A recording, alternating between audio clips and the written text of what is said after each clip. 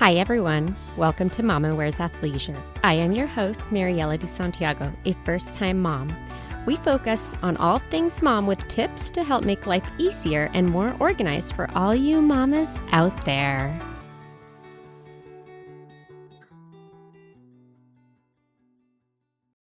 Hi, everyone. Today we are here with Chelsea and Amber from Spark Mamas. I do want to let you ladies know you have come up in a couple of episodes. So I'm happy to have you on here because, we've heard your company name be dropped a few times. So now it's nice to get your side of like what this is, what you have behind Spark Mamas. And then we can jump straight into talking about PMADS, which is perinatal mood and anxiety depression. Let's start off with having you ladies introduce yourself and tell us about Spark Mamas. Hi, I'm Chelsea. I'm a licensed marriage and family therapist. I've been practicing in San Diego since 2012 when I graduated from USD. So I'm currently working in a private practice and typically see women throughout the transition to parenthood. So a lot of my practice is working with women who are trying to conceive as well as who are pregnant and or parenting. So I work with both individuals and couples. A lot of women come to see me when they are struggling with the perinatal mood and anxiety disorders. And when Amber and I met working at UCSD, we knew that there was a better way to support women and families during this time. And that's why we came to found Spark Mamas. I'm Amber Rukai. I'm also a licensed marriage and family therapist. I helped start the UCSD Women's Reproductive Mental Health Program in 2006 and still co-direct that currently and have a small private practice. And Chelsea and I met working at UCSD. Before we jump into PMADS, I kind of want to just go over really quick. What is the difference between PMADS and postpartum depression? Because I know I mentioned this earlier before we got on to the interview, but as a mom, right after you have your baby, you go in, you see your doctor, you get your checkups, and everything is so focused on postpartum depression. So this is kind of like my first time and actually talking to other new moms where it's come up where I'm like, I had no idea this existed. The focus used to be just on postpartum depression. And I think for the reason you identified, we now are looking at trying to treat mental health, not just in the postpartum period, but in pregnancy. So the term we now are looking for is perinatal mood and anxiety disorders. And the perinatal period covers anything from conception to the postpartum period. So we're looking at anxiety, OCD, PTSD, psychosis, bipolar disorder, any mental health issue that could occur and not just focusing on depression. We know that a lot of women do come in and they screen for postpartum depression, and a lot of them don't identify with that because they're feeling more anxious than just depressed. And so they might not actually answer those questions because it doesn't connect with them. And then those women potentially would not get the support they need because they're just being screened for that piece of mental health. Would you happen to have like any kind of statistics on how many women tend to be diagnosed with PMADS and what some of those symptoms may be? And I know that might be broad. Yeah, so we see that about 1 in 5 women struggle with postpartum depression. So about 20% of women, and that number is about 1 in 7 in women who struggle with a perinatal mood and anxiety disorder. So as Amber mentioned, that's depression, anxiety, OCD, PTSD, and postpartum psychosis. We also know that about 1 in 10 dads will struggle with paternal postpartum depression. So perinatal mood and anxiety disorders are not just for women, categorized for women only. They also happen to partners too. And what are some symptoms that people might be able to look for or identify? Well, I think it depends on for each kind of diagnostic, but like for example, anxiety, which we see a lot of, especially in first-time moms, we see a lot of women having excessive anxiety that might prevent them from even taking care of themselves. Their anxiety is so high that they're afraid to leave their baby or ask for help. Their anxiety can be so high where they're waking up at night too frequently and checking on the baby and now not sleeping at all. Some women have a hard time being able to like get in the car and drive and go places with their baby out of fear of something bad that could happen. And even sometimes with certain levels of anxiety, they're afraid to be alone with their baby out of fear that like their anxious thoughts or something bad that could happen, sometimes not even trusting themselves around their baby. And that would be kind of more some anxiety and OCD symptoms symptoms? When we see a lot of women with depression, it's always so tricky, right? Because so many depressive symptoms also occur with new motherhood, right? When we think about how we describe depression in general, we talk about women, individuals who may not want to leave the house or who may not want to take care of themselves, may not experience the same kind of pleasure in daily activities that they usually do, right? And so much of that is, as you know, is also like motherhood, right? Some of the things that you used to enjoy may be different when you're caring for a new baby. Leaving the house is not uncommon for a new mom. But when we look at depression in the postpartum period, it really extends beyond just the baby blues, which a lot of women experience. About 80% of women will experience within those first couple of weeks postpartum. Depression persists longer. It can negatively impact attachment and bonding between mom and baby. Mom may not have a tremendous amount of interest in herself or in her baby, may have difficulty leaving the house, and may not experience enjoyment in things that she would have anticipated she would in that postpartum period. So a lot of times when we see that moms are depressed, not only does it feel awful to feel bad, but then there's this added shame and stigma associated with the fact that this is supposed to be the most wonderful time of your life, and yet you can't enjoy it. I was going to say, add to that, I think also that, on the anxiety spectrum, the same is true. We often expect that it's normal for us to be anxious as new mothers, and the tricky part becomes delineating between what's normative versus non-normative anxiety, right? It is normal to worry about your baby, but it might not be as normative to be worrying all day long to the point where you're just miserable and unhappy and can't leave your home. And so there can be some delineating differences between normative symptoms in the perinatal period and then non-normative. I'm so glad that you mentioned how we have this thought that this is supposed to be like the happy time in your life. And it is, right? But we don't really get any exposure to all of the other possibilities of why you might not feel a certain way. And so I don't feel like as a new mom, you would know or even know like where to go or who to turn to, and you might just end up feeling like there's something wrong with you, right? So with that kind of brings me to my next question. What are some supports that women can access? Where can they go, especially if you might not have a safe person or a person that you feel comfortable sharing this information with, because I don't know, you just might feel like there's something wrong. There are a lot of places where I encourage women to go to connect to other women, to not only normalize their experience, but also to come up with ideas of how to feel better and how to feel more like themselves. So some places where it might be harder for women to go to a depression support group because of some of the shame and stigma around that. I encourage moms to connect with other women in a place like a breastfeeding group or a walking group or a mommy and me group, just so they can connect with other women who may be feeling the same way. We also really encourage women to access care and support in the pregnancy time if they're starting to not feel like themselves. The goal is that if we can connect with them sooner, we can treat and augment those symptoms much easier at 30 weeks gestation or 1 month postpartum than we can if mom has been suffering for 6 months.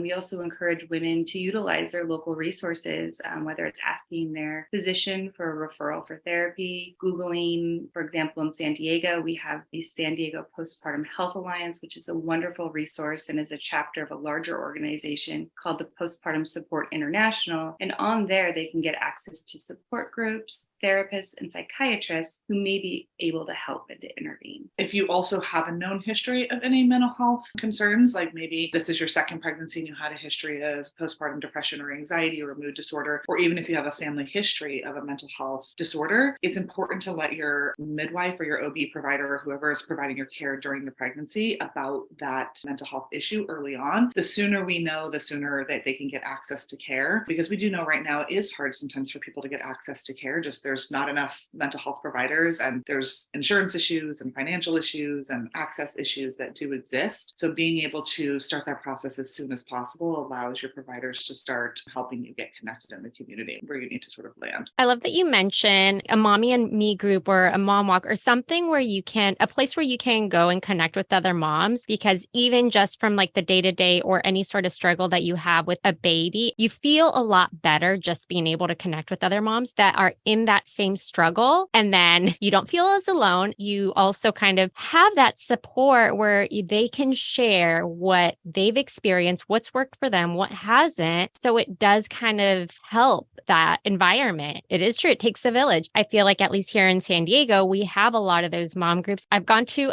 quite a few of them, and it's so nice to meet other moms where you're like, oh, okay, like I'm not alone in this. This is awesome. Yeah, exactly. It can really decrease their isolation and their feelings of loneliness in motherhood, which I think are very prevalent. I want to go ahead and kind of switch it over to your company, Spark Mamas, because it seems like you do have a lot of these type of services. And I know that the services are very broad, but the idea is to support moms in any way aside from just purchasing that onesie that they need for their baby. Would you mind sharing a little bit about what you have created with Spark Mamas and some of the services that you have on there to be able to support moms during the stage? Yeah, so when Amber and I were working together at UCSD, we together created the curriculum for a surviving the fourth trimester course. And in it, we'd go in and we'd talk to expectant couples and women about things that we knew they needed in the postpartum period, with the idea of we can start, the time to plan for the postpartum period is in pregnancy. And oftentimes when you're in it, you're like, I know I don't feel good and I don't know what I need or where to find it. And so our aim in this course was to talk about what it can look like. And if it at all deviates from what you expect or hope, where to go to get the support that you need. So creating these courses, Amber and I drafted up this PDF that we kept updating every week with our favorite providers, resources, and ideas of where a new family could go to get support. And in that, we said, wouldn't it be cool if there was a website that was like a one-stop shop that housed all of these people? And out of that, Spark Mamas was born. And also adding to that too, even when we found we would refer these individuals to these particular services, they still had a hard time accessing it or following up on the referral. And so part of one of the reasons we were sort of identifying was this barrier is that it's hard for moms to give themselves permission to access those services or to spend money on themselves to do that. So our hope was that if we could create a space where they could create a wish list for themselves, a registry for themselves, where other people could start to participate in buying those gifts for them versus just buying them baby gifts, then they might also have more readiness to access those services because it was gifted to them and they were going to sort of then give themselves permission to go take care of themselves. That's amazing. So a mom can essentially create the registry and kind of somehow kind of link it to something like Baby List. Is that it? Yeah, that's the one that I think I used where, takes anything from any site and it shows you who offers it. Are there other services such as mental health services on there where women can choose to have that as something that they wish to kind of prepare for? We, as a budding business, are hope to expand our services to be more inclusive of mental health. Amber and I have the goal of ensuring that we have, for example, this Surviving the Fourth Trimester course on our website. We also want our website to include education resources. If you look on our resource page now, if you feel overwhelmed or that you may be needing additional support, we have some great resources on our website. As it stands currently, a mom can go online. She can create a wish list that she can share with a friend for her baby registry or her partner. You can also go online and shop for yourself or to shop for another woman in your life who may not be in that pregnancy or acute perinatal period. Our goal is that a woman and a family at any time has access to the support and the care that they need. And the goal too is, I think, like Chelsea had mentioned, I think a lot of times when you're in that first process, especially first-time moms, I don't think they even know entirely what they do need. And so we've broken down the gifts by basic needs. So you have shop of beauty, connection, support, and wellness, and time. And so with that, under each of those categories, they can find a specific need. So like, for example, with the gift of time, maybe they have a home cleaning service or laundry service or something where they can get a little bit more time back to themselves with that needing met by a gift. You are so right that first-time moms have no idea what they're going to need. All that you see is how moms, they have their baby and everything's great and wonderful. And then you don't realize that once you have your baby, like your hormones are all over the place. And then you start crying. Like, for instance, with me, I remember one of the first times I broke down was I pumped for the first time and it wasn't very much. And then I went to go pour my milk in the bag and it spilled everywhere. And I just started hyperventilating, crying. You just don't realize that you're mentally you're just going to break down for everything. so unprepared. And I was like, is there something wrong with me? Like, why am I so sad? I'm even crying because I love my kids so much. I mean, I think you described pretty much every new mother that we've ever seen. And so that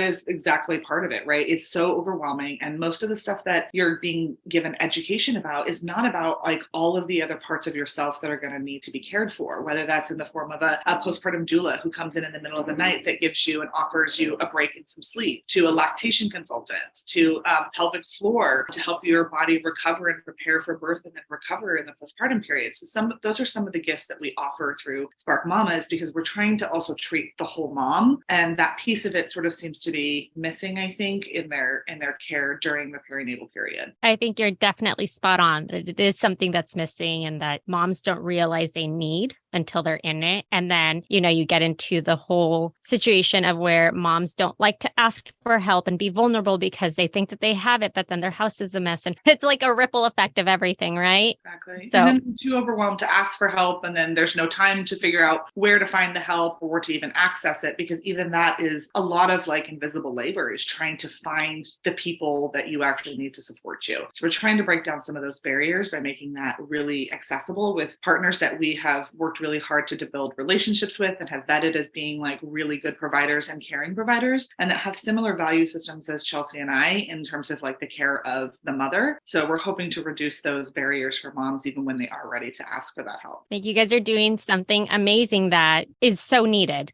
There's obviously a space for it and it's not being filled. So this is kind of a solution that's heading in that direction. So that's awesome. So I wanted to just kind of get to if you have any other tips, suggestions, recommendations for women that maybe after listening to this are realizing that maybe they might have some sort of a PMADS or postpartum depression. Like, what is like the first step? And then any other recs that you have aside from that? I think the first step is always just saying it out loud, right? I think because there's a lot of maybe not knowing where to go or embarrassment or shame around not quite feeling like yourself. I think some women are also shocked because they didn't expect that it would happen to them. And they have an idea about what depression and anxiety looks like. And that doesn't kind of go along with their own self-identity before motherhood. And we know depression and anxiety always occur on a continuum. So I always encourage the first step is to ask for help. If you're local to San Diego, call the San Diego Postpartum Health Alliance. They have a 1-800 number where you can access a mom who has been there 24/7. And we also have the the Postpartum Support International. They have a 1-800 number, and you can speak to somebody in any state, any country, who would be able to help you identify a little bit more about what is going on and where to get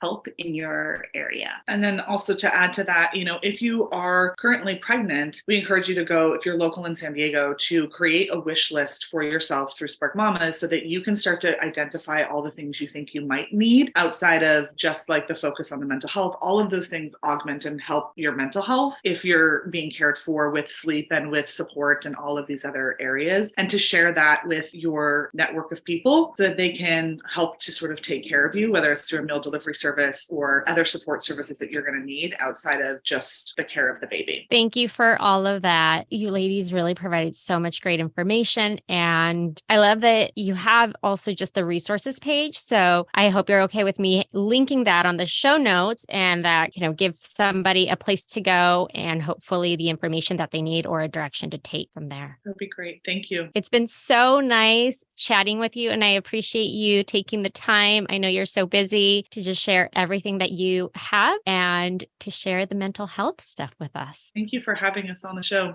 And thanks for all the good work you're doing, Mariella. Thanks. Thank you for listening. Tune in next week for our next episode. You can find us on Instagram for more updates and tips. Be sure to subscribe wherever you listen to your podcasts and give us a review if you like us.